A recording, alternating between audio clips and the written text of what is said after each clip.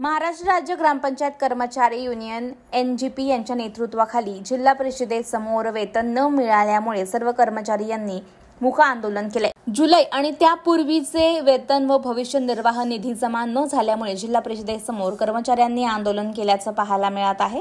शासन स्तरावरून आदेश असताना देखील भविष्य निर्वाह निधी आणि वेतन जमा न झाल्यामुळे कर्मचारी आक्रमक झालेत आणि जिल्हा परिषदेसमोर त्यांनी आंदोलनाला सुरुवात केल्याचं पाहायला मिळालंय। जिल्हा परिषदेवर काय तुमच्या मागण्या आहेत? कुठं तुम्ही लोक आलात? आज आमच्या ग्रामपंचायत कर्मचाऱ्यांच्या मागण्या मे, एप्रिल आणि जून, जुलैचं जे वेतन आहे ते शासनाकडून जिल्हा परिषदेला वर्ग झाले आहे दिनांक 5/8/2024 आणि ते वेतन आज 25 दिवस झाले तरीसुद्धा जिल्हा परिषदनं ग्रामपंचायत कर्मचाऱ्यांच्या खात्यामध्ये टाकलेलं नाही आहे। त्याकरता आज आमच्या अमरावती जिल्ह्याच्या सर्व 14ही तालुक्यामधून जवळजवळ 700 ते 800 कर्मचारी आज आपल्या जिल्हा परिषदवर आंदोलनाकरता जमले आहेत। का वेतन झालं नाही काय सांगितलं जातं? इकडे वेतन असं सांगितलं जाते की आमचे जे आज वेतन होतं तर आपले सरकार सेवा केंद्र जी कंपनी होती त्या कंपनीचं शासनाकडून कंत्राट संपलं आहे आणि जे आमची जी पूर्ण डाटा असते तो डाटा जिल्हा परिषदेला जमा असते तरीसुद्धा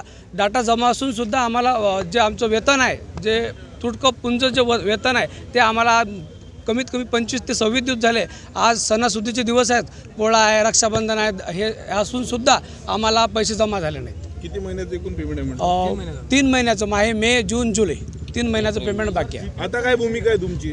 आता आमची ही जी भूमिका आज आम्हाला आजच्या तारखेपर्यंत संध्याकाळी 5:30 वाजेपर्यंत जिल्हा परिषदनं पेमेंट जर टाकलं नाही तर आज आम्ही इथं सुद्धा खूप धरणे आंदोलन करणार आणि जोपर्यंत पेमेंट जात नाही खात्यात तोपर्यंत आम्ही इथून हलणार नाही।